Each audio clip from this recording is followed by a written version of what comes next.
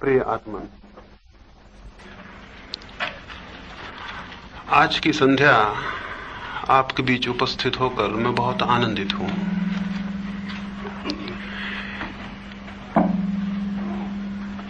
एक छोटी सी कहानी से आज की चर्चा को मैं प्रारंभ करूंगा। बहुत वर्ष हुए एक साधु मरण शैया पर था। उसकी मृत्यु निकट थी और उसके प्रेम करने वाले लोग उसके पास इकट्ठे हो गए थे। उस साधु की उम्र 100 वर्ष थी और पिछले 50 वर्षों से सैकड़ों लोगों ने उससे प्रार्थना की थी कि उसे जो अनुभव हुए हों उन्हें वो एक शास्त्र में, एक किताब में लिख दे। हजारों लोगों ने उससे ये निवेदन किया था कि वो अपने आध्यात्मिक अनुभवों को, परमात्मा के संबंध में, सत्य के संबंध में उसे जो प्रतीतियां हुई हों उन्हें एक ग्रंथ में लिख दे। लेकिन वो हमेशा इनकार करता रहा था। और आज सुबह उसने ये घोषणा की थी कि मैंने वो किताब लिख दी है जिसकी मुझसे हमेशा मांग की गई थी, और आज मैं अपने प्रधान शिष्य को उस किताब को भेंट कर दूंगा। हजारों लोग उत्सुक होकर बैठे थे कि वो किताब भेंट की जाएगी जो कि मनुष्य जाति के लिए हमेशा के लिए काम की होगी। उसने एक किताब अपने प्रधान शिष्य को भेंट की और उससे कहा, इसे संभाल के रखना, इससे बहुमूल्य शास्त्र कभी भी लिखा नहीं गया है, इससे महत्वपूर्ण कभी कोई किताब नहीं लिखी गई, और जो लोग सत्य की खोज में होंगे उनके लिए ये मार्गदर्शक प्रदीप सिद्ध होगी। इसे बहुत संभाल के रखना, इसे मैंने पूरे जीवन के अनुभव से लिखा है। उसने वो किताब अपने शिष्य को दी और सारे लोग धन्यवाद में सिर झुकाए। लेकिन उस शिष्य ने क्या किया? सर्दी के दिन थे और वहां आग जलती थी। उसने उस किताब को आग में डाल दिया। वो तो आग ने उस किताब को पकड़ लिया और वो तो राख हो गई। और सारे लोग हैरान हो गए कि ये क्या किया। लेकिन लोग देख के हैरान हुए। वो मरता हुआ साधु अत्यंत प्रसन्न था। उसने उठकर उस शिष्य को गले लगा लिया और उससे कहा, अगर तुम किताब को बचा के रख लेते तो मैं बहुत दुखी मरता, क्योंकि मैं समझता कि एक भी व्यक्ति ऐसा नहीं है मेरे पास जो ये जानता हो कि सत्य शास्त्रों में उपलब्ध नहीं हो सकता है। तुमने किताब को आग में डाल दिया, इससे मैं प्रसन्न हूं। कम से कम एक व्यक्ति मेरी बात को समझता है। यह बात कि सत्य शास्त्रों में उपलब्ध नहीं हो सकता, कम से कम एक के अनुभव में है। और उसने कहा, और यह भी स्मरण रखो, अगर तुम उस किताब को आग में न डालते और मेरे मरने के बाद देखते तो बहुत हैरान हो जाते। उसमें कुछ लिखा हुआ नहीं था, वो कोरे कागज थे। और मैं आपसे कहूंगा कि आज तक धर्म ग्रंथों में कुछ भी लिखा हुआ नहीं है, वो सब कोरे कागज हैं। जो लोग उनमें कुछ पढ़ लेते हैं वो गलती में पड़ जाते हैं। जो गीता में कुछ पढ़ लेगा या कुरान में कुछ पढ़ लेगा या बाइबल में कुछ पढ़ लेगा वो गलती में पड़ जाएगा। स्मरण रखना, उन शास्त्रों में कुछ भी लिखा हुआ नहीं है, और जो आप पढ़ रहे हैं वो आप अपने को पढ़ रहे हैं, उन शास्त्रों को नहीं।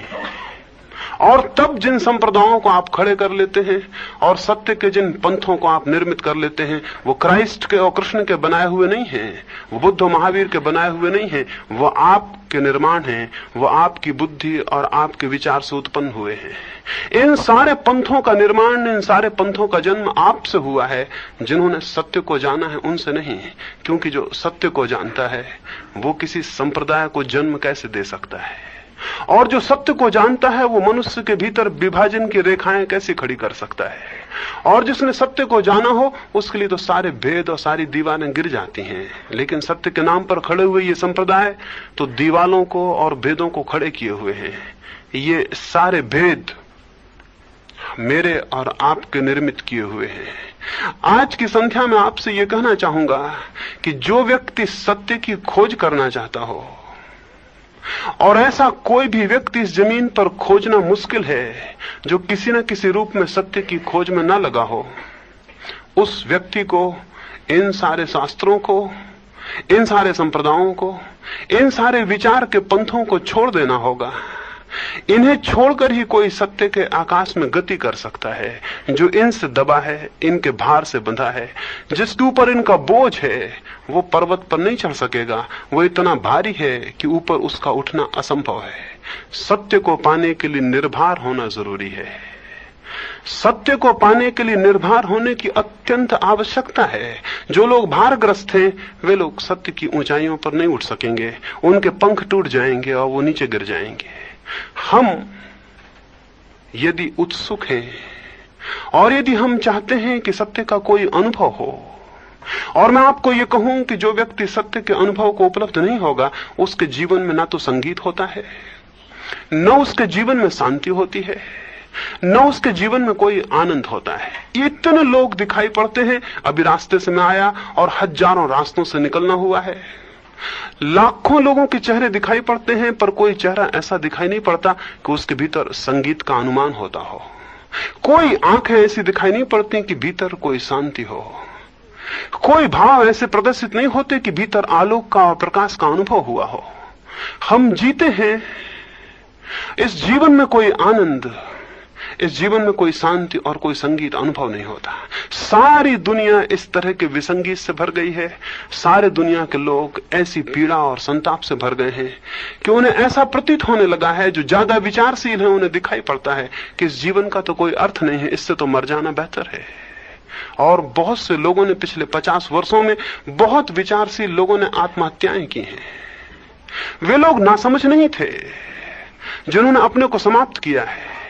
जीवन की ये जो स्थिति है, आज जीवन की ये जो परिणति है, आज जीवन का ये जो दुख और पीड़ा है, इसे देख के कोई भी अपने को समाप्त कर लेना चाहेगा। ऐसी स्थिति में केवल नासमझ जी सकते हैं। ऐसे पीड़ा और तनाव को केवल अज्ञानी झेल सकते हैं। जिसे थोड़ा भी बोध होगा वो अपने को समाप्त कर लेना चाहेगा। इसका तो अर्थ ये हुआ कि जिनको बोध होगा वो आत्महत्या कर लेंगे। लेकिन महावीर ने, बुद्ध ने आत्महत्या नहीं की, क्राइस्ट ने आत्महत्या नहीं की, कन्फ्यूशियस ने, लाओत्से ने आत्महत्या नहीं की। दुनिया में ऐसे लोग हुए हैं जिन्होंने आत्महत्या के अतिरिक्त एक और मार्ग सोचा और जाना। मनुष्य के सामने दो ही विकल्प हैं, या तो आत्महत्या है या आत्म साधना है। जो व्यक्ति इन दो में से कोई विकल्प नहीं चुनता, उसे जानना चाहिए वो एक व्यर्थ के बोझ को ढो रहा है। वो जीवन को अनुभव नहीं कर पाएगा। वो करीब करीब मृत है, उसे जीवित भी नहीं कहा जा सकता। क्राइस्ट के जीवन में एक उल्लेख है, वो एक गांव से गुजरते थे और एक मछुए को उन्होंने मछलियां मारते देखा।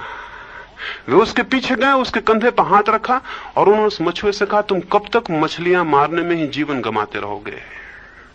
मछलियां मारने के अलावा भी कुछ और है।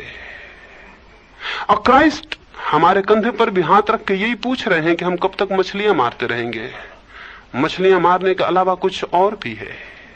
उन्होंने उस मछुए से पूछा कि कब तक मछलियां मारते रहोगे? उसने लौट कर देखा उनकी आंखों में और उसे प्रतीत हुआ कि जीवन में मछलियां मारने से ज्यादा भी कुछ पाया जा सकता है। उसकी गवाही क्राइस्ट की आंखें थीं। उसने कहा, मैं तैयार हूं, जिस रास्ते पर आप ले चलना चाहे मैं चलूंगा। क्राइस्ट ने कहा, मेरे पीछे आओ। उसने जाल को वहीं फेंक दिया, वो क्राइस्ट के पीछे गया। वो गांव के बाहर भी नहीं निकल पाया था कि किसी ने आके खबर दी कि तुम्हारा पिता जो बीमार था उसकी अभी अभी मृत्यु हो गई है, तुम घर लौट चलो, उसका अंतिम संस्कार करके फिर जहां भी जाना हो चले जाना। उस व्यक्ति ने, उस मछुए ने क्राइस्ट को कहा कि मैं जाऊं अपने पिता की अंत्येष्टि कराऊं, फिर मैं लौट आऊंगा। तो क्राइस्ट ने एक बड़ी अद्भुत बात कही। उन्होंने कहा, लेट द डेड बरी देयर डेड। उन्होंने कहा, मुर्दे को दफना लेने दो, तुम मेरे पीछे आओ। ये वचन बहुत अद्भुत है।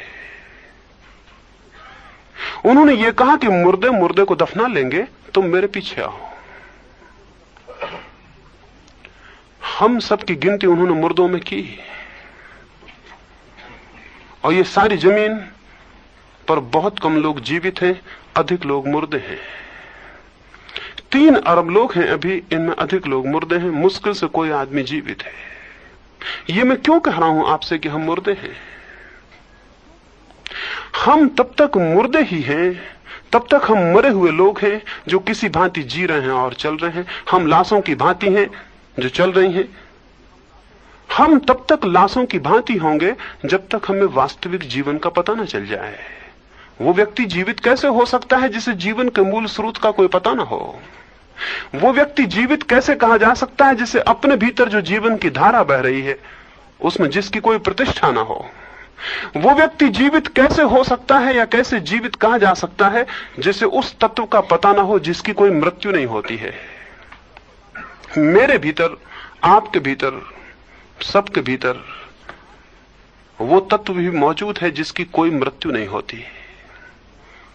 हमारे भीतर दोहरे तरह का व्यक्तित्व है, एक जो मर जाएगा और जो शेष रहेगा।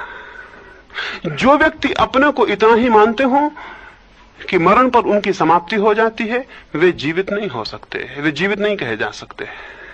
अपने भीतर उस जीवन को अनुभव करने के बाद ही कोई व्यक्ति जीवित होता है जिसकी कोई मृत्यु नहीं होती। और ऐसे तत्व के अनुसंधान का नाम सत्य की खोज है। सत्य की खोज कोई बौद्धिक तार्किक खोज नहीं है कि हम कुछ विचार करें और गणित करें। सत्य की खोज किन्हीं शास्त्रों के अध्ययन, किन्हीं विद्याओं के सीख लेने की बात नहीं है।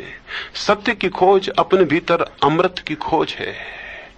जो व्यक्ति अपने भीतर अमृत को उपलब्ध होता है वही केवल सत्य को जानता है, और जो व्यक्ति अमृत को उपलब्ध नहीं होता उसके जीवन में सब असत्य है, सब झूठ है, उसके जीवन में कुछ भी सार्थक नहीं है।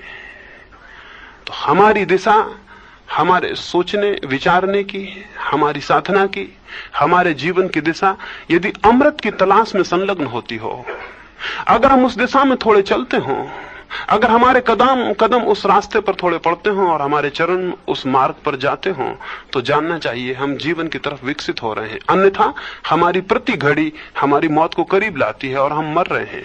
मैं जिस दिन पैदा हुआ उसी दिन से मरना शुरू हो गया हूं। मैं रोज मरता जा रहा हूं।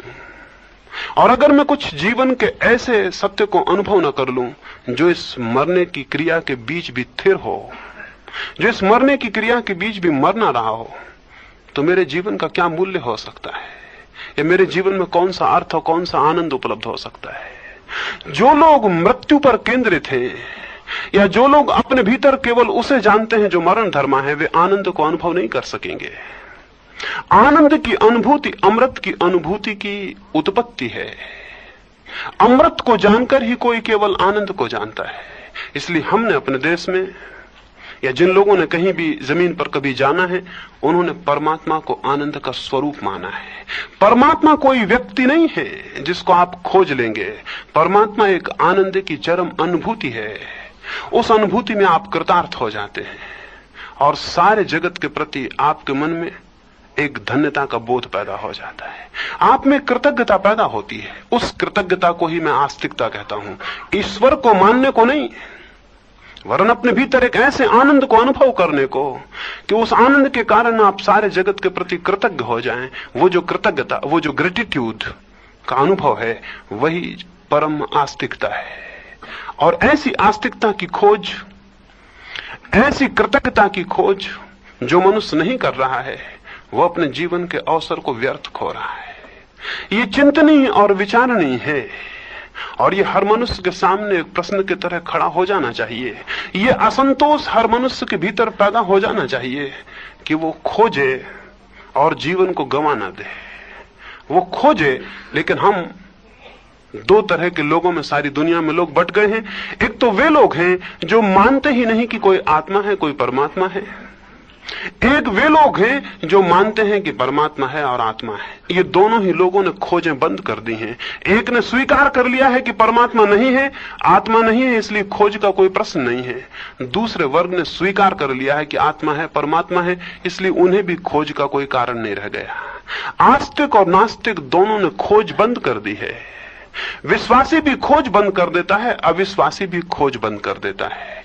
खोज तो केवल वे लोग करते हैं जिनकी जिज्ञासा मुक्त होती है और जो किसी विश्वास से, किसी पंथ से, किसी विचार की पद्धति से, किसी आस्तिकता से, किसी नास्तिकता से अपने को बांध नहीं लेते। वे लोग धन्य हैं जिनकी जिज्ञासा मुक्त हो, जिनका संदेह मुक्त हो, जो सोच रहे हों और जिन्होंने दूसरों के सोच विचार को स्वीकार न कर लिया हो। मैं भी एक गांव में था और अपने एक मित्र के साथ वहां गया। बहुत धूप थी और रास्ते बहुत गर्म थे। वे अपने जूते को कहीं खो गए, कोई चुरा ले गया। तो मैंने उनसे कहा कि दूसरी चप्पल पहन लें। वे बोले दूसरे की पहनी हुई चप्पलें मैं कैसे पहनूं? मैंने उनसे कहा कि दूसरे के पहने हुए जूते कोई पहनना पसंद नहीं करता, दूसरे के पहने हुए कपड़े कोई पहनना पसंद नहीं करता, लेकिन दूसरों के अनुभव किए हुए विचार सारे लोग स्वीकार कर लेते हैं। दूसरे के बासे कपड़े और दूसरे का बासा भोजन कोई स्वीकार नहीं करेगा, लेकिन हम सारे लोगों ने दूसरों के बासे विचार स्वीकार कर लिए।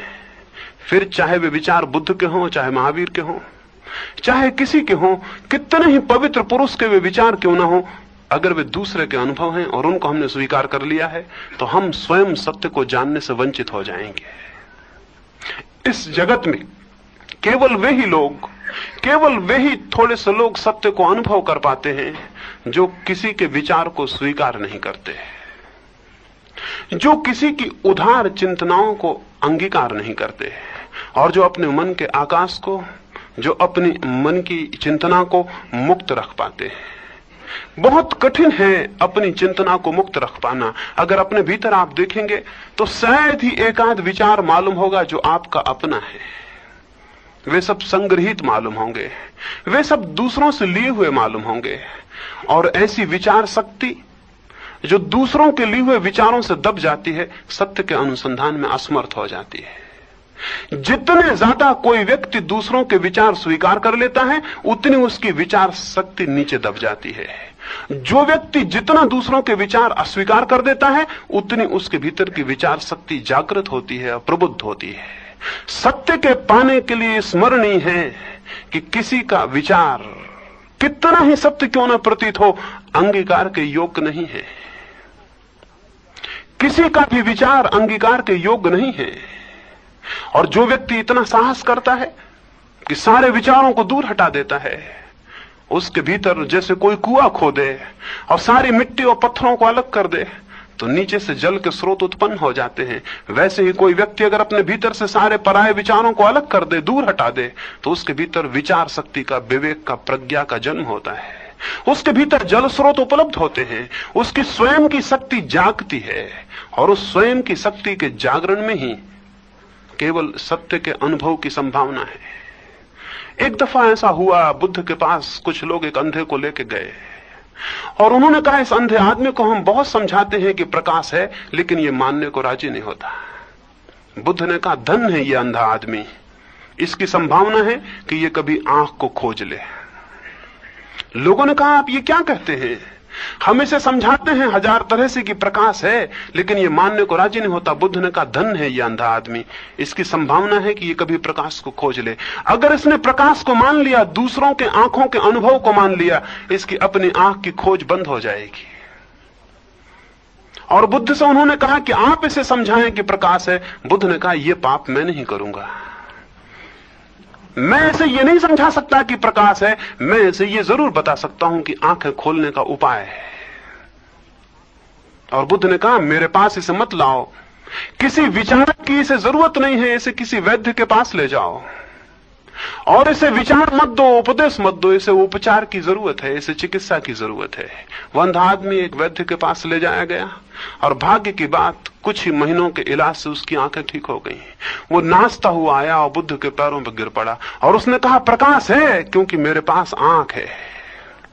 उसने कहा, प्रकाश है क्योंकि मेरे पास आंख है। आंख ही प्रकाश का प्रमाण है और कोई भी प्रमाण नहीं है। और जो दूसरे की आंखों पर निर्भर हो जाएंगे, उनकी संभावना बंद हो जाएगी कि वे स्वयं की आंखों को उपलब्ध हो सकें। इस समय जमीन पर सत्य की शोध बंद है। उसका कारण यह नहीं है कि लोग सत्य के विपरीत चले गए हैं, उसका कारण यह है कि लोग शास्त्रों के बहुत पीछे चले गए हैं। उसका कारण यह नहीं है कि लोगों ने सत्य की दिशा में उनकी प्यास समाप्त हो गई है, बल्कि उसका कारण यह है कि वो ये भूल गए हैं कि दूसरों के बहुत ज्यादा विचारों का बोझ उनकी स्वयं की विवेक की ऊर्जा को पैदा नहीं होने देता है। उनकी स्वयं की अंतःशक्ति जाग नहीं पाती। सत्य की खोज में जो लोग उत्सुक हैं, उनके लिए पहली बात होगी कि वो सारे पराये विचारों को अस्वीकार कर दें, वो इंकार कर दें। खाली और शून्य होना बेहतर है बजाय दूसरों के उदार विचारों से भरे होने के। नग्न होना बेहतर है बजाय दूसरों के वस्त्र पहन लेने के। अंधा होना बेहतर है बजाय दूसरों की आंखों से देखने के। अगर ये संभावना पहली बात है, इस भांति व्यक्ति की जिज्ञासा मुक्त होती और विचार शक्ति जागती है। विचार शक्ति का जागरण पहली शर्त तो ये मानता है। और दूसरी एक बात बहुत जरूरी है जो कि विचारशील लोगों को समझनी चाहिए, और वो ये कि विचार की शक्ति बड़ी अद्भुत है, और वो अद्भुत शक्ति बड़े विपरीत मापदंडों से बड़ी विपरीत परिस्थितियों में पैदा होती है। साधारणतः लोग सोचते हैं कि जो आदमी जितना विचार करेगा उतनी ज्यादा विचार की शक्ति जागृत होगी। ये गलत है। जो आदमी जितना निर्विचार होने की साधना करेगा उतनी उसकी विचार की शक्ति जागृत होती है। जो व्यक्ति जितना विचार करेगा वो सोचता हो कि उतनी विचार की शक्ति जागृत होगी, तो वो गलती में है। विचार आप क्या करेंगे? जब भी आप विचार करेंगे तब आप दूसरों के विचारों को दोहराते रहेंगे। जब भी आप विचार करेंगे तब आपकी स्मृति, आपकी मेमोरी उपयोग में आती रहेगी। और अधिक लोग स्मृति को ही ज्ञान समझ लेते हैं, अधिक लोग स्मृति को ही विचार समझ लेते हैं। जब आप सोचते हैं तो आपके भीतर गीता बोलने लगती है। जब आप सोचते हैं तो आपके भीतर महावीर बुद्ध बोलने लगते हैं। जब आप सोचते हैं तो आपका धर्म, आपकी शिक्षाएं जो आपको सिखाई गई हैं, आपके भीतर बोलने लगती हैं। तब सचेत हो जाना चाहिए, ये विचार नहीं है, ये बिल्कुल यांत्रिक स्मृति है, ये बिल्कुल मैकेनिकल मेमोरी है जो भर दी गई है और जो बोलना शुरू कर रही है। इसको जो विचार समझ लेगा वो गलती में पड़ जाएगा। जो इसका अनुसंधान करेगा वो विचार से विचार में भटकता रहेगा और समाप्त हो जाएगा। उसे सत्य का कोई अनुभव नहीं होगा। फिर विचार के लिए क्या करना होगा? विचार की शक्ति को जिसे जगाना है उसे विचार करना छोड़ना होगा और उसे निर्विचार में ठहरना होगा। हम इस निर्विचारना की स्थिति को हमारे मुल्क में समाधि कहते हैं। जो निर्विचार में ठहर जाता है, जो थॉटलेसनेस में, जहां कोई विचार नहीं है, ऐसी निष्कंप अवस्था में ठहर जाता है। जैसे किसी भवन में कोई दिया जलता हो और कोई हवाएं ना आती हो और दिए की बाती बिल्कुल ठहर जाए।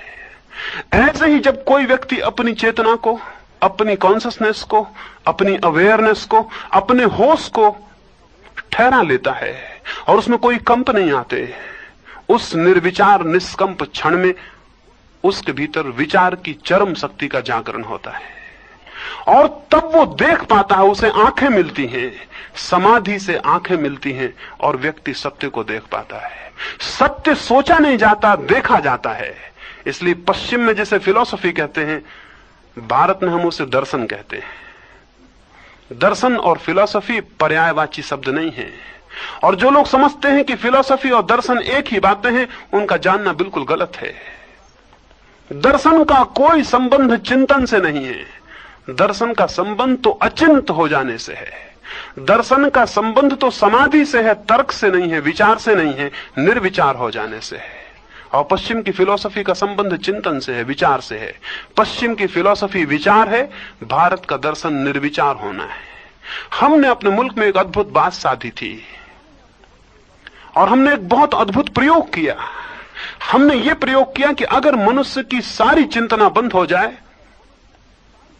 तो क्या होगा? जब मनुष्य के सारे विचार बंद हो जाएंगे तो क्या होगा? जब मनुष्य कुछ भी नहीं सोच रहा होगा तब क्या होगा? ये बड़ी अद्भुत बात है। जब आप कुछ भी नहीं सोच रहे हैं तब आपको दिखाई पड़ना शुरू होता है। जब चिंतन बंद होता है तो दर्शन उपलब्ध होता है। जब विचार की लहरें बंद होती हैं तो आंखें इतनी स्वच्छ हो जाती हैं कि वो देख पाती हैं। और जब विचार चलते रहते हैं तो देखना मुश्किल हो जाता है।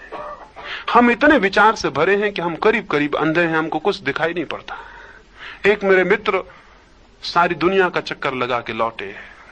उन्होंने बहुत झीलें देखी, बहुत प्रपात देखे। फिर वो मेरे गांव में आए और मैंने उनसे कहा कि गांव के पास भी एक प्रपात है, वो मैं दिखाने ले चलूं। वे बोले मैंने बहुत बड़े बड़े प्रपात देखे हैं और अब इसको देखने से क्या होगा। मैंने कहा कि अगर उन प्रपातों का विचार आप छोड़ दें तो ये प्रपात भी देखने में अद्भुत है। अगर उन प्रपातों का विचार आप छोड़ दें और वो आपकी आंख में तैरते ना रहें तो आपको ये प्रपात भी दिखाई पड़ेगा और ये बहुत अद्भुत है। वे मेरे साथ गए। 2 घंटे हम उस प्रपात पर थे, लेकिन उन्होंने एक क्षण भी उस प्रपात को नहीं देखा। वो मुझसे बताते रहे अमेरिका में कोई प्रपात कैसा है, स्विट्जरलैंड में कोई प्रपात कैसा है। उन्होंने कहां कहां प्रपात देखे, उनकी चर्चा करते रहे। 2 घंटे के बाद जब हम वापस लौटे तो वो मुझसे बोले बड़ा सुंदर प्रपात था। मैंने कहा आप ये बिल्कुल झूठ कह रहे हैं, इस प्रपात को आपने देखा नहीं, ये प्रपात आपको दिखाई नहीं पड़ा। और मुझे अनुभव हुआ कि मैं एक अंधे आदमी को लेके आ गया हूं। वो बोले मतलब? मैंने कहा कि आप इतने उन प्रपातों के विचार से भरे थे, आपकी आंखें इतनी बोझिल थीं, आपका चित्त इतना कंपित था, आपके भीतर इतनी स्मृतियां घूम रही थीं कि उन सब के पार इस प्रपात को देखना असंभव था। इस प्रपात को देखने की जरूरत अगर अनुभव होती तो उन सारी स्मृतियों को, उन सारे विचारों को, उन सारे ख्यालों को छोड़ देने की जरूरत थी। जब वे छूट जाते तो वो स्थान मिलता खाली और स्वच्छ जहां से इसके दर्शन हो सकते थे।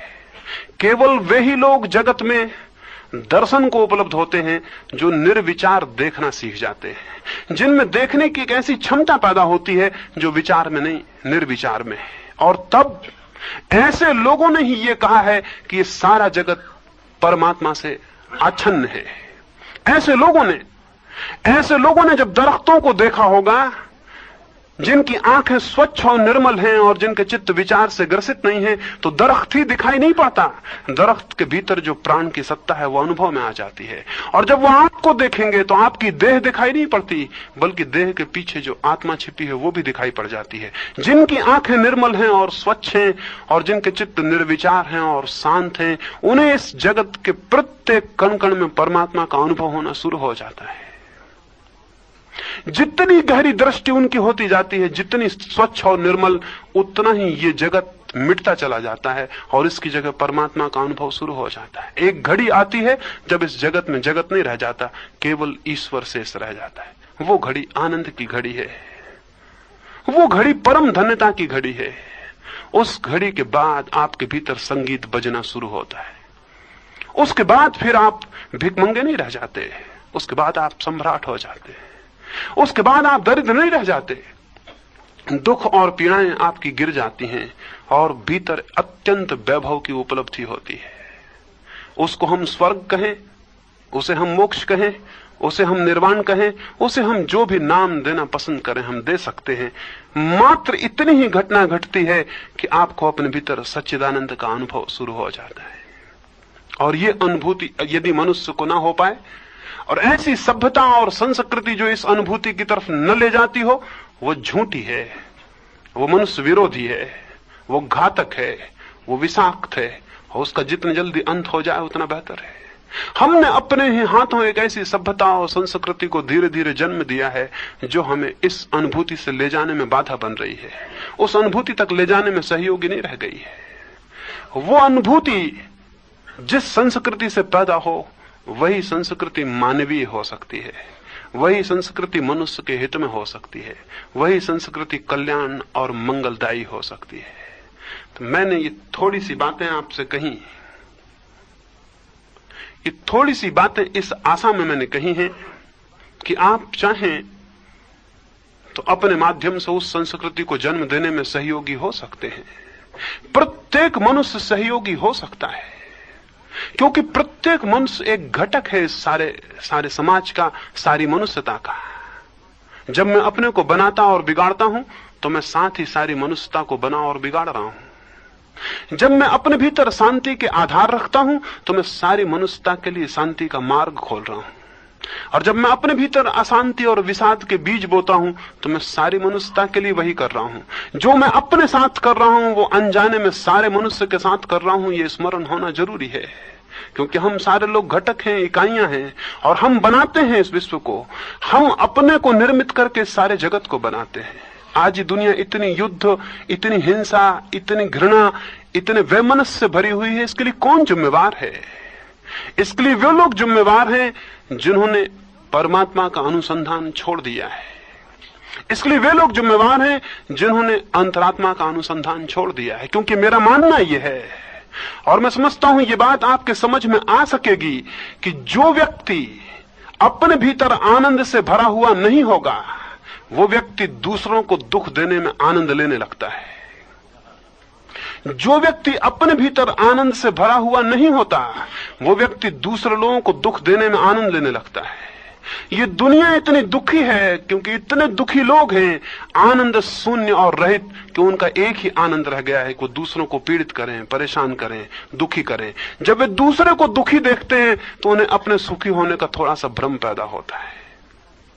और अगर ऐसा होता रहा तो युद्ध बढ़ते जाएंगे, हमारे हाथ एक दूसरे के गले पर कसते जाएंगे, और हमारे हृदय कठोर और पत्थर होते जाएंगे, और शायद इसका अंतिम परिणाम यह हो कि हम सारे मनुष्य को समाप्त कर लें। हम उसकी तैयारी में हैं। पिछले 2 महायुद्धों में 10 करोड़ लोगों की हमने हत्या की है, और कोई आदमी मुझे दिखाई नहीं पड़ता जिसको यह ख्याल हो कि इन 10 करोड़ लोगों की हत्या में हमारा हाथ है। और अब अभी हम तैयारी कर रहे हैं और बड़ी हत्या की, शायद सामूहिक आत्मघात, एक यूनिवर्सल सुसाइड की हम तैयारी में लगे हैं। ये कोई राजनीतिक वजह नहीं है इसके पीछे, और न इसके पीछे कोई आर्थिक वजह है। इसके पीछे बुनियादी वजह आध्यात्मिक है।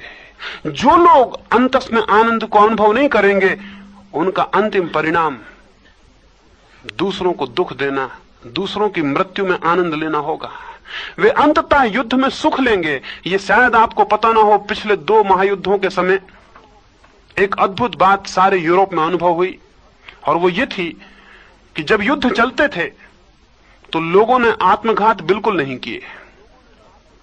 जब युद्ध चलते थे तो लोगों ने हत्याएं बहुत कम की। जब युद्ध चलते थे तो डाके जनी और चोरी यूरोप में कम हो गई।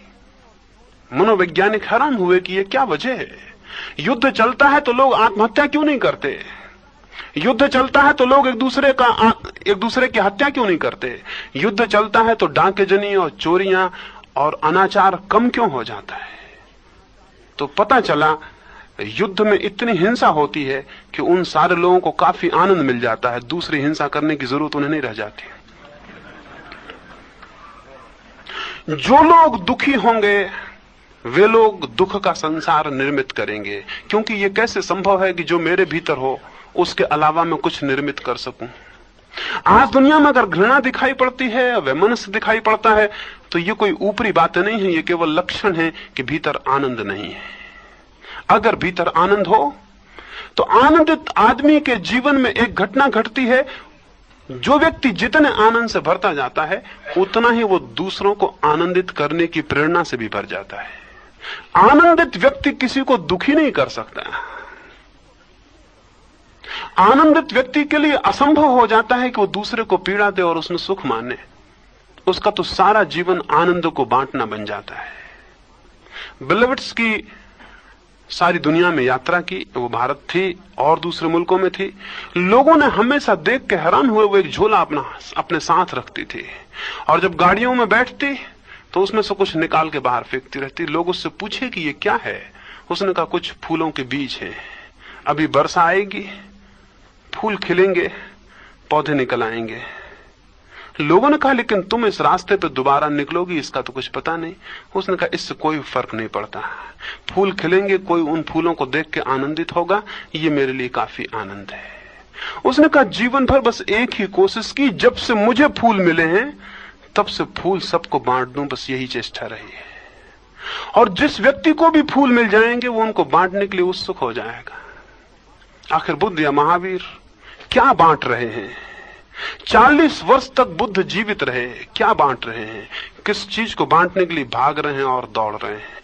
कोई आनंद उपलब्ध हुआ है, उसे बांटना जरूरी है। साधारण आदमी, दुखी आदमी सुख को पाने के लिए दौड़ता है, और जो व्यक्ति प्रभु को अनुभव करता है वो सुख को बांटने के लिए दौड़ने लगता है। साधारण आदमी सुख को पाने के लिए दौड़ता है, और जो व्यक्ति प्रभु को अनुभव करता है वो सुख को बांटने के लिए दौड़ने लगता है। एक की दौड़ का केंद्र वासना होती है, दूसरे की दौड़ का केंद्र करुणा हो जाती है। आनंद करुणा को उत्पन्न करता है, और जितना आनंद भीतर फलित होता है उतनी आनंद की सुगंध चारों तरफ फैलने लगती है। आनंद की सुगंध का नाम प्रेम है। आनंद की सुगंध का नाम प्रेम है। जो व्यक्ति भीतर आनंदित होता है उसका सारा आचरण प्रेम से भर जाता है। व्यक्ति अंतस में आनंद को उपलब्ध हो तो आचरण में प्रेम प्रकट होने लगता है। आनंद का दिया जलता है तो प्रेम की किरणें सारे जगत में फैलने लगती हैं। और जब दुख का दिया भीतर हो तो सारे जगत में अंधकार फैलता है, वो घृणा का हो, वैमनस्य का हो। ये संस्कृति, ये सभ्यता जिसमें हम जी रहे हैं अत्यंत जराजीर्ण है और अत्यंत मृत्यु के कगार पर खड़ी है। जिनको थोड़ा भी होश है वो इस पे विचार करेंगे, और अगर वो विचार करेंगे तो मेरी बातों में उन्हें कोई सार्थकता दिखाई पड़ सकती है। और तब उनके सामने एक ही कर्तव्य होगा, एक ही कर्तव्य, वो मनुष्य जाति के बदलने का नहीं। उनके सामने एक ही कर्तव्य होगा, स्वयं को बदलने और परिवर्तित करने का।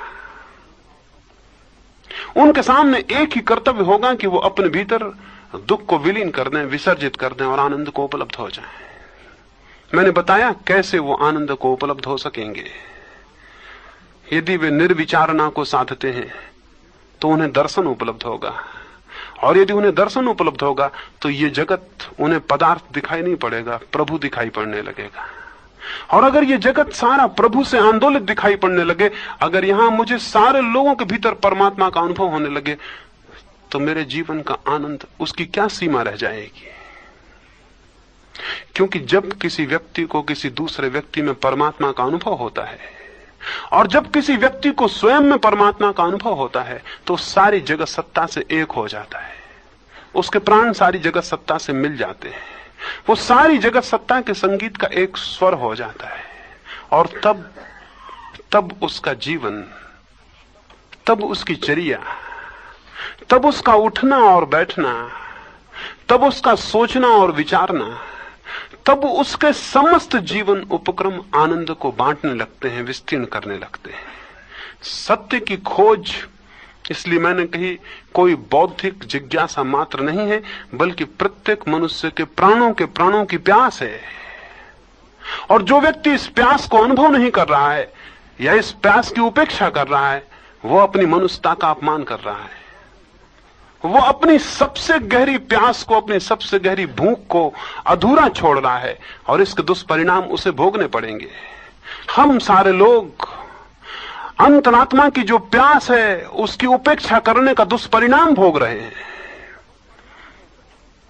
और ये दुष्परिणाम मिट सकता है थोड़े विवेक के जागरण से, थोड़े विवेक के अनुकूल जीवन की साधना को उपलब्ध होने से, थोड़ा विवेक के अनुकूल और प्रकाश के अनुकूल अपने को व्यवस्थित करने से ये दुर्भाग्य विलीन हो सकता है।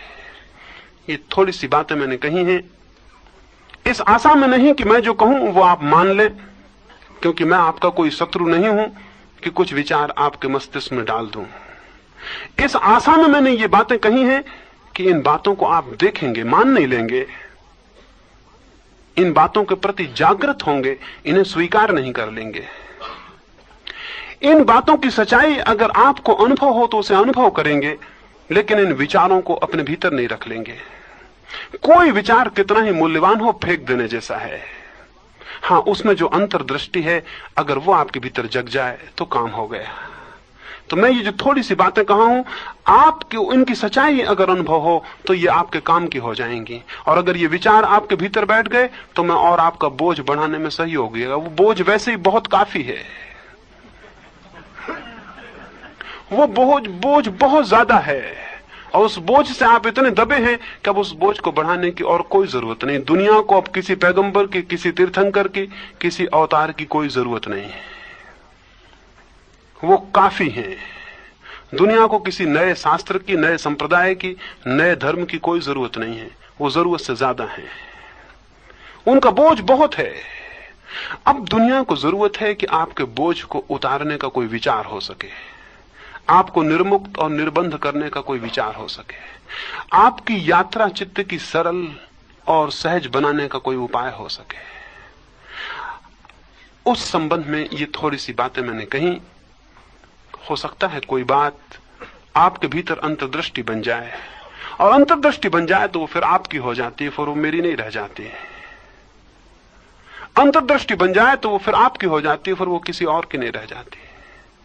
ऐसी अंतर्दृष्टि की कामना करता हूं, ऐसे विचार की, ऐसी साधना की, और मनुष्य के इस दुर्भाग्य को दूर करने की आप में धारणा पैदा हो, आप में ख्याल आए कि मनुष्य का ये दुर्भाग्य दूर हो सके। और ये सामूहिक आत्मघात की जो तैयारी चलती है, हिंसा और घृणा का ये जो विकास चलता है, ये प्रेम से परिवर्तित हो सके। लेकिन वो प्रेम कोई जबरदस्ती आरोपित नहीं हो सकता कि आप सोचें कि हम प्रेम करें, या किसी से हम कहें कि तुम प्रेम करो तो उसका क्या मतलब होगा। और इस भांति जो कोई प्रेम भी करेगा वो प्रेम तो झूठा होगा, उसमें कोई सच्चाई नहीं हो सकती। प्रेम किया नहीं जा सकता और जबरदस्ती उसे रोका नहीं जा सकता। प्रेम तो तब उत्पन्न होगा जब आप आनंद को उपलब्ध होंगे, जब आपके भीतर आनंद होगा, आपके बाहर प्रेम होगा। आनंद के फूल लगेंगे तो प्रेम की सुगंध आपसे फैलनी शुरू हो जाएगी। वही सुगंध धार्मिक आदमी का लक्षण है। भीतर आनंद हो, बाहर जीवन में सुगंध हो, प्रेम की सुगंध हो। ईश्वर करे आपको भीतर आनंद उपलब्ध हो और बाहर प्रेम उपलब्ध हो जाए। उससे हम जगत को और स्वयं को बदलने में और एक नई मनुष्यता को जन्म देने में समर्थ और सफल हो सकते हैं। मेरी इन बातों को प्रेम से सुना है, उसके लिए बहुत बहुत अनुग्रहित हूं। अपने भीतर बैठे हुए परमात्मा के लिए अंत में मेरे प्रणाम स्वीकार करें।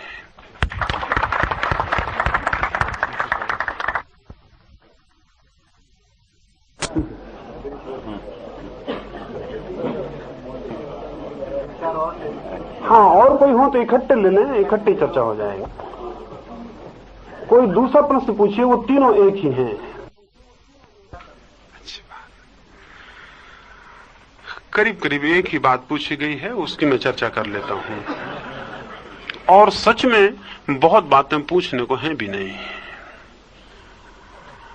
प्रश्न तो एक ही है कि मनुष्य आनंद को कैसे खोजे, आत्मा को कैसे खोजे, सत्य को कैसे खोजे।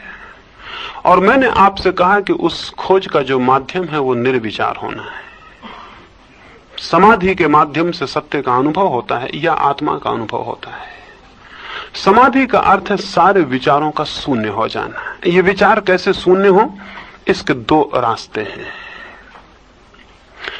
एक रास्ता तो है कि हम अपने भीतर विचार का पोषण ना करें। हम सारे लोग विचार का पोषण करते हैं और संग्रह करते हैं। सुबह से सांझ तक हम विचार को इकट्ठा करते हैं और इस इकट्ठा करने में हम कभी ये भी ध्यान नहीं रखते कि हम कचरा इकट्ठा कर रहे हैं, हम फिजूल का कचरा इकट्ठा कर रहे हैं या कोई सार्थक बात भी इकट्ठे कर रहे हैं। अगर मेरे घर में कोई कचरा फेंक जाए तो मैं झगड़ा करूंगा, लेकिन अगर कोई आदमी आके 2 घंटे मेरे दिमाग में कोई विचार फेंक जाए, मैं कोई झगड़ा नहीं करता। दुनिया में एक दूसरे के मस्तिष्क में विचार फेंकने की पूरी स्वतंत्रता है। इससे खतरनाक और कोई स्वतंत्रता नहीं हो सकती, क्योंकि मनुष्य का जितना घात ये विचार कर सकते हैं उतनी और कोई चीज नहीं कर सकती। हम इस भांति जाने अनजाने बिल्कुल मूर्छित अवस्था में विचारों को इकट्ठा करते रहते हैं। इन विचारों की परत पर परत हमारे भीतर पूरे चेतन अचेतन मन पर इकट्ठी हो जाती हैं। उनकी इतनी गहरी दीवारें बन जाती हैं कि उनके भीतर प्रवेश करना मुश्किल हो जाता है। जब भी आप भीतर जाएंगे यही विचार आपको मिल जाएंगे, आत्मा तक पहुंचना संभव नहीं होगा। ये विचार बीच में ही आपको रोक लेंगे, भीतर नहीं जाने देंगे। हर विचार अटकाता है और रोकता है, क्योंकि विचार आपको उलझा लेता है। जब भी आप भीतर अपने प्रवेश करेंगे तभी कोई ना कोई विचार आपको रोक लेगा, आप उसी के अनुसरण में लग जाएंगे। जब तक विचार बीच में रहेंगे तब तक आपको पीछे नहीं जाने देंगे, वही रोक लेंगे। निर्विचार होने का इसलिए आग्रह है कि जब तक आप निर्विचार ना हो जाएं तब तक भीतर गति नहीं हो सकती। आप बीच में जाएंगे, कोई विचार आपको अटका लेगा, आप उसी को सोचने में लग जाएंगे, सोचने में लग जाएंगे, बाहर आ जाएंगे। वो विचार आपको बहुत दूर ले जाएगा, उसके एसोसिएशंस होंगे, वो आपको दूर ले जाएगा, आप वहीं भटक जाएंगे, आप पूरे भीतर प्रवेश नहीं कर पाएंगे। हर आदमी भीतर जाता है, जितना ज्यादा विचारवान आदमी होता है, विचार से भरा होता है, उतने बाहर से लौट आता है। उतनी जल्दी कोई विचार उसको पकड़ लेता है, वो वापस लौट आता है। ब्रिटिश विचारक डेविड ह्यूम ने लिखा है कि मैंने ये सुन के कि भीतर प्रवेश करना चाहिए, बहुत बार भीतर प्रवेश करने की कोशिश की, लेकिन जब भी मैं भीतर गया तो मुझे आत्मा तो नहीं मिली। कोई विचार मिल जाता था, कोई कल्पना मिल जाती थी, कोई स्मृति मिल जाती थी, मुझे कोई आत्मा नहीं मिली। मैं बहुत बार भीतर गया, यही मुझे मिले। उसने ठीक लिखा, उसका अनुभव गलत नहीं है। आप भी अपने भीतर जाएंगे तो यही मिल जाएंगे और ये आपको बाहर ले आएंगे। तो जिसको भीतर जाना हो, पूरे भीतर जाना हो, उसे बीच की इन सारी बाधाओं को अलग कर देना जरूरी है। तो पहली तो बात यह है कि जिसे निर्विचार होना हो उसे व्यर्थ के विचारों को लेना बंद कर देना चाहिए। पहली बात। हाँ, मैं बात कर रहा हूं, मैं उसकी बात कर रहा हूं। उसे व्यर्थ के विचारों को लेना बंद कर देना चाहिए। इसकी सजगता उसके भीतर होनी चाहिए कि वो व्यर्थ के विचारों को पोषण ना करे, उन्हें अंगीकार ना करे, उन्हें स्वीकार ना करे, और सचेत रहे कि मेरे भीतर विचार इकट्ठे ना हो जाएं। इसे करने के लिए जरूरी होगा कि वो विचारों में जितना भी रस हो उसको छोड़ दे। हमें विचारों में बहुत रस है। अगर आप एक धर्म को मानते हैं तो उस धर्म के विचारों में आपको बहुत रस है। जिसे निर्विचार होना है उसे विचारों के प्रति विरस हो जाना चाहिए। उसे किसी विचार में कोई रस नहीं रह जाना चाहिए। उसे ये सोचना चाहिए कि विचार से कोई प्रयोजन नहीं, इसलिए उसमें कोई रस रखने का कारण नहीं। कैसे वो विरस होगा? उन्होंने वहां पूछा कि कैसे ये संभव होगा। ये संभव होगा विचारों के प्रति जागरूकता से। अगर हम अपने विचारों के साक्षी बन सकें, और ये बन सकना कठिन नहीं है, अगर हम अपने विचारों की धारा को दूर खड़े होकर देखना शुरू करें, तो क्रमशः जिस मात्रा में आपका साक्षी होना विकसित होता है उसी मात्रा में विचार शून्य होने लगते हैं। बुद्ध का एक शिष्य था श्रोण, वो राजकुमार था। मुझे उसकी कथा इतनी प्रिय रही कि मैंने सारे मुल्क में बार बार उसे कहा, और मुझे उसके मुकाबले कोई बात भी नहीं दिखाई पड़ती। वो राजकुमार था, वो दीक्षित होकर भिक्षु हो गया, साधु हो गया। पहले दिन जब वो भिक्षा मांगने जाने लगा तो बुद्ध ने उसे कहा कि अभी तुझे भिक्षा मांगने का कुछ पता नहीं, कल तक राजकुमार था, आज भिक्षा के पात्र को लेके जाएगा, पता नहीं कैसा तुझे लगे।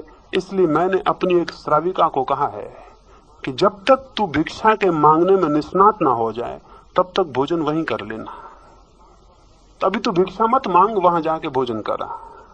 वो राजकुमार श्रोण जो कि सन्यासी हो गया था, उस श्राविका के घर भोजन करने गया, उस महिला के घर भोजन करने गया। कोई 2 मील का फासला था। वो रास्ते पर बहुत बातें सोचने लगा। उसे ख्याल आया उन भोजनों का जो उसे प्रिय थे। उसने आज सोचा आज पता नहीं क्या अप्रिय भोजन मिले, क्या अरुचिकर भोजन मिले, क्या रूखा सूखा मिले। उसे जो जो प्रिय भोजन थे वो सब स्मरण आए, और ये भी ख्याल आया कि अब उनके मिलने की संभावना इस जीवन में दोबारा नहीं है।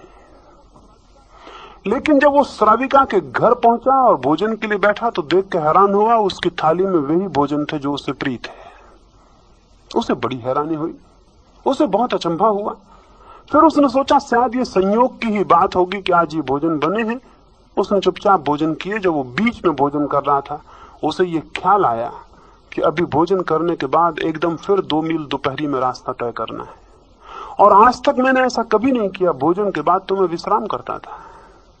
वो श्राविका पंखा करती थी। उसने कहा कि भंते, अगर भोजन के बाद थोड़ी देर विश्राम करेंगे तो मुझ पर बड़ी कृपा होगी। वो फिर थोड़ा हैरान हुआ। उसे लगा कि मैंने तो कहा नहीं, मन में सोचा था, लेकिन सोचा शायद संयोग की बात होगी। मैंने सोचा, उसी वक्त उसने प्रार्थना की। एक चटाई डाल दी गई, वो उस पर लेटा। वो लेटते से उसे ख्याल आया आज अपना न तो कोई साया है न कोई सैया है, आज अपने पास कुछ भी नहीं। वो श्राविका पीछे थी। उसने कहा भंते, सैया न तो आपकी है न मेरी है, न साया आपका है न मेरा है, किसी का भी कुछ नहीं है। अब संयोग को मान लेना कठिन था। वो घबरा के बैठ गया। उसने कहा बात क्या है, क्या मेरे विचार पढ़ लिए जाते हैं? उस श्राविका ने कहा कि ध्यान का अभ्यास करते करते पहले तो अपने विचार दिखाई देने शुरू हुए, फिर अपने विचार तो समाप्त हो गए, अब दूसरे के विचार भी दिखाई देने शुरू हो गए। वो उठ के बैठ गया। उसने कहा कि मैं जाऊं। उस श्राविका ने कहा कि आप अभी विश्राम कहां किए? लेटे ही थे। लेकिन वो भिक्षु रुका नहीं। उसने जाके बुद्ध को कहा कि मैं कल से उस श्राविका के यहां भोजन करने नहीं जा सकूंगा। बुद्ध ने कहा क्या बात है? वो युवक कहने लगा कि बात, मेरा कोई अपमान नहीं हुआ, बहुत स्वागत हुआ, बहुत सम्मान हुआ, लेकिन मैं नहीं जाऊंगा। आप छोड़ दें उस बात को, उस श्राविका के यहां मैं नहीं जाऊंगा। बुद्ध ने कहा बिना जाने मैं कैसे छोड़ सकता हूं?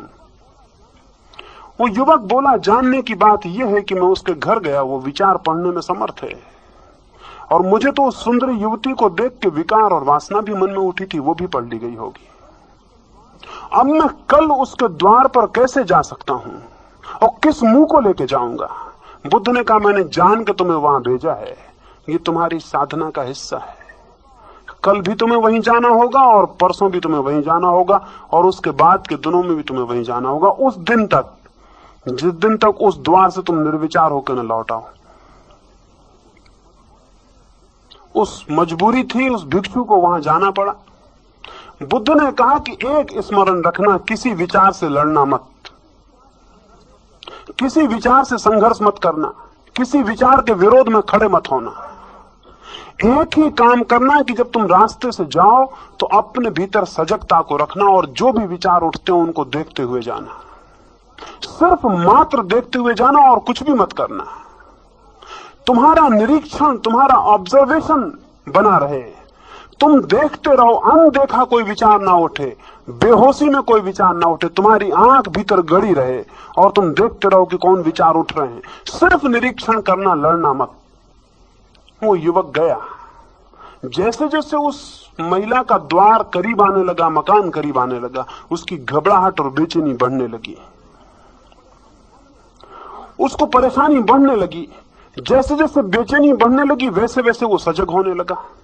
जैसे जैसे भय का बिंदु करीब आने लगा, जैसे जैसे लगने लगा वो महिला करीब ही होगी जो पढ़ सकती है, वैसा वैसा वो अपनी आंख को भीतर खोलने लगा। जब वो सीढ़ियां चढ़ता था, उसने पहली सीढ़ी पे पैर रखा, उसने अपने भीतर देखा, वो हैरान हो गया, भीतर कोई विचार ही नहीं है। उसने दूसरी सीढ़ी पे पैर रखा, भीतर बिल्कुल सन्नाटा मालूम हुआ। उसने तीसरी सीढ़ी पे पैर रखा, उसे वो दिखाई पड़ा अपने आर पार देख रहा है, वहां एकदम खालीपन है, वहां कोई विचार नहीं। वो बहुत घबराया, ऐसा उसने कभी अनुभव नहीं किया था कि बिल्कुल विचार ही ना हो। और जब विचार बिल्कुल नहीं थे तो उसे ऐसा लगा कि जैसे बिल्कुल हवा हो गया, हल्का हो गया।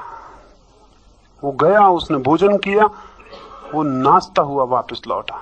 उसने बुद्ध के पैर पकड़ लिए और उसने कहा कि अद्भुत अनुभव हुआ है। जब मैं उसकी सीढ़ियों पर पहुंचकर भीतर बिल्कुल सजग हो गया था, सचेत हो गया था, होश से भर गया था, तो मैं हैरान हो गया, एक भी विचार नहीं था, सब विचार शून्य हो गए थे। बुद्ध ने कहा, विचार को शून्य करने का उपाय है विचार के प्रति पूर्ण सजग हो जाना। जो व्यक्ति जितना सजग हो जाएगा विचारों के प्रति, उतने ही विचार उसी भांति उसके मन में नहीं आते, जैसा घर में दिया जलता हो तो चोर ना आए, और घर में अंधकार हो तो चोर झांकें और अंदर आना चाहे। भीतर जो होश को जगा लेता है उतना ही विचार क्षीण होने लगते हैं। जितनी मूर्छा होती है भीतर, जितना सोयापन होता है भीतर, उतने ज्यादा विचारों का आगमन होता है। जितना जागरण होता है उतने ही विचार क्षीण होने लगते हैं। निर्विचार होने का उपाय है विचारों के प्रति साक्षी भाव को साधना। कोई एक क्षण में सध जाएगा ये नहीं कहता, कोई एक दिन में सध जाएगा ये भी नहीं कह रहा हूं, लेकिन अगर निरंतर प्रयास हो तो थोड़े ही दिनों में आपको पता चलेगा कि जैसे जैसे आप विचारों को देखने लगेंगे, कभी घंटे भर को किसी एकांत कोने में बैठ जाएं और कुछ भी ना करें, सिर्फ विचारों को देखते रहें, कुछ भी ना करें, उनके साथ कोई छेड़छाड़ ना करें, सिर्फ उन्हें देखते रहें, और देखते देखते ही धीरे धीरे आपको पता चलेगा वो कम होने लगे। देखना जैसे जैसे गहरा होगा वैसे वैसे वो विलीन होने लगेंगे।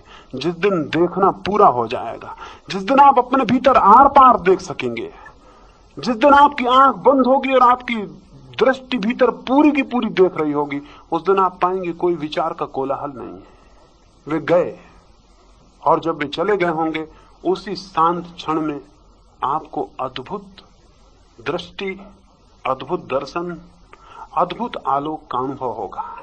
वो अनुभव ही सत्य का दर्शन है, और वही अनुभव स्वयं का दर्शन है।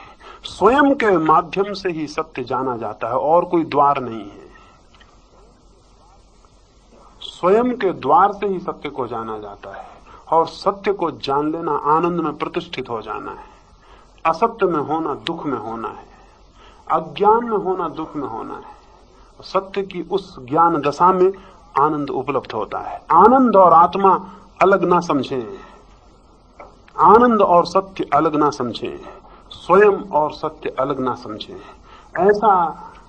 ऐसी जो प्रक्रिया का उपयोग क्रमशः अपने जीवन में करेगा, वो कभी निर्विचार को अनुभव कर लेता है।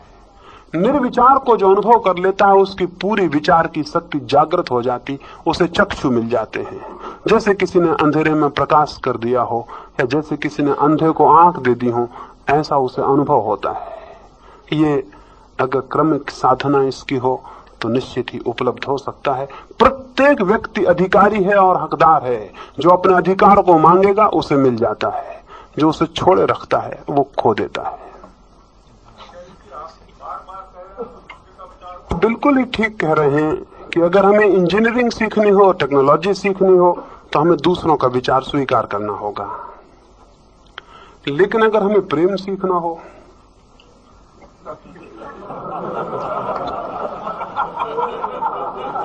तो हमें दूसरों का विचार नहीं लेना होगा। टेक्नोलॉजी में और धर्म में यही अंतर है।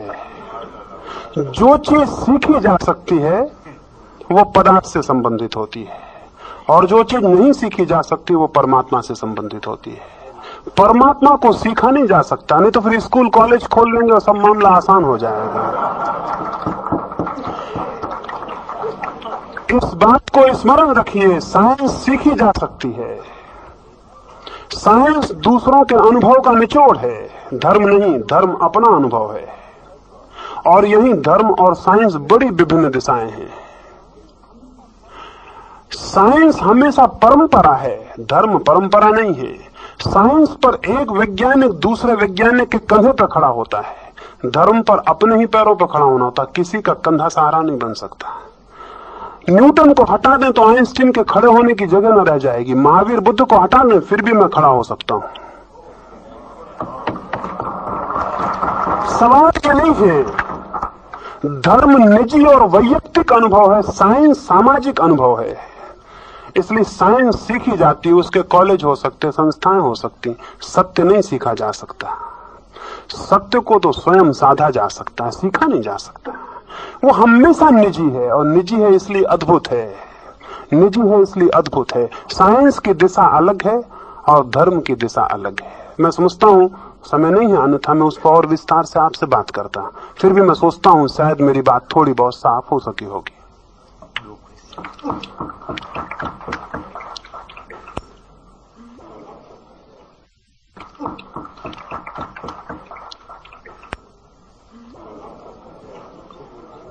एक दो छोटे से प्रश्न और हैं। एक तो पूछा है कि हाथी विचार नहीं करता, तो क्या वो आनंद को और आत्मज्ञान को उपलब्ध हो जाता है? ये बहुत ही अच्छी बात पूछी है। आपको जो ये विचार उठा, मुल्क में बहुत लोग मुझसे ये पूछते हैं, लेकिन निर्विचार होने में और विचारहीन होने में अंतर है।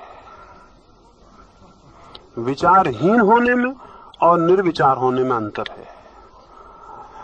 निर्विचार का अर्थ है जिसने विचारों का परित्याग किया हो। जो विचारों का परित्याग करने में समर्थ होता है उसकी विचार शक्ति जागृत हो जाती है। और विचारहीन होने का अर्थ है जिसमें विचार का कोई होना ही नहीं है। वो विचार का अभाव है। एक विचार शक्ति का सद्भाव है। निर्विचार होने से विचारहीन नहीं हो जाते, आप परिपूर्ण विचार को उपलब्ध होते हैं। मैंने कहा कि निर्विचारना जो है विचार शक्ति के परिपूर्ण जागरण का उपाय है। विचारहीन होने को नहीं कह रहा हूं, निर्विचार होने को कह रहा हूं।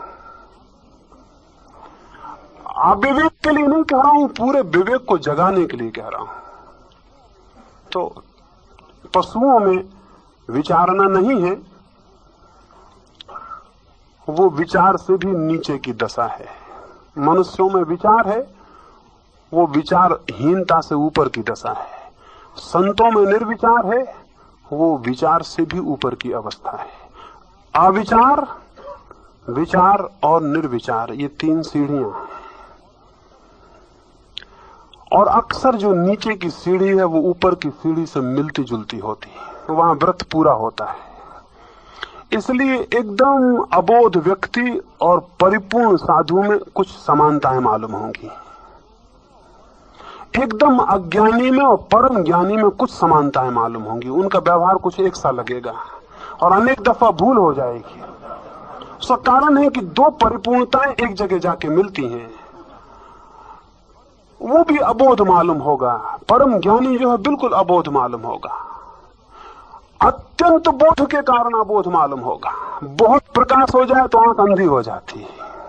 यहां इतना प्रकाश हो तो आंख बंद हो जाती है। बिल्कुल प्रकाश ना हो तो अंधकार हो जाता है। बहुत प्रकाश हो जाए तो भी अंधकार हो जाता है।